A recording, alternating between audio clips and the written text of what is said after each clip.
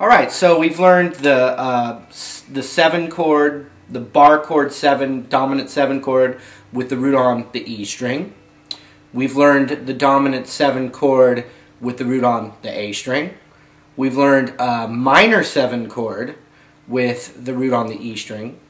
We've learned a minor 7 chord with the root on the A string. All right, so if I go back to those dominant 7 chords, that's really it's a really interesting, deep, you can go really deep down the rabbit's hole on those dominant chords, because basically in jazz music, that's where you really start to get exotic sounds. So what you do with those dominant chords a lot of the time is you alter them, you change notes, you make one of the notes of the chord higher up, or you make it a half step lower, and you get these exotic chords that are really in more advanced kind of music.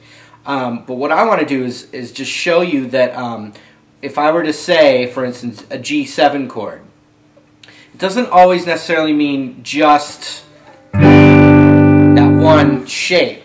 It's kind of, in the dominant world, it kind of implies some other colors that can be added. And so I want to show you the first set of dominant chords that can be replaced with the 7 chords that you've learned so far. And it's just another choice. They can be played together in sequence, and basically they're just different characters that can serve the same purpose. So if I see a G7 on a piece of paper, I know that I can also play what's called a G9 chord.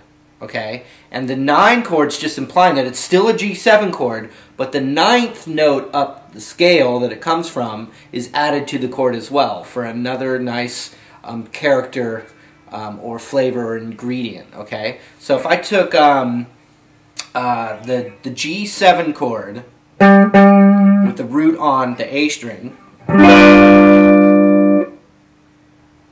so I've got this G7 chord. I can play a G9 instead, and the root is still the same. So for a G, it's the 10th fret of the A string. And now to play a G9 instead of a G7, I'm going to put my middle finger on that root. Remember, it's really important where the root is, because that's how you plug it in. Boom. 10th fret on the A string. First finger on the 9th fret of the D string. And then ring finger on the 10th fret of the G string. Now if you just play those 3, that can be a different kind of G7. They go together really well too.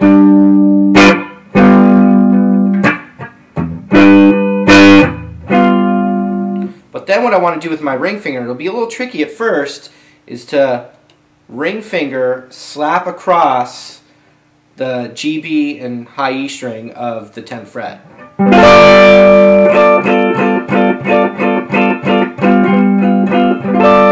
that is a G9. It can be played instead of a G7, or together with a G7.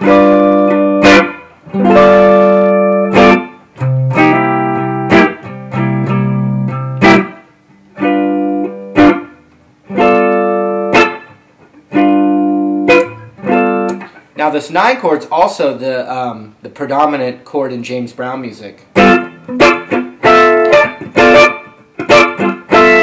I'm just adding my pinky up a whole step off of there.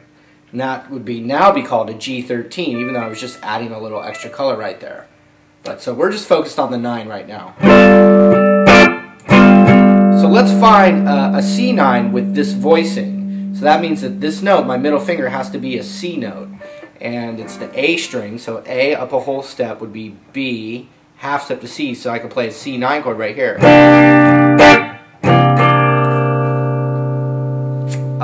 Okay, maybe I could play a regular G7 bar chord with the root on the E string to C9.